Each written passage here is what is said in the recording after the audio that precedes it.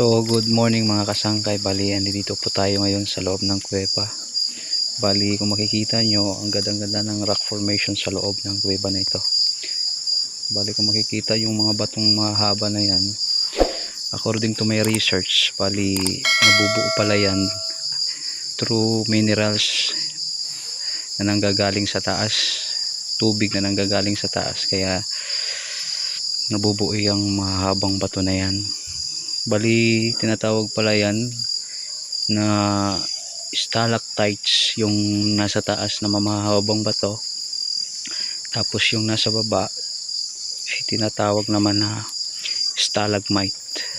Bali, yun, ganda pala ng loob ng kuweba na ito. So, magandang umaga ulit mga sangkay.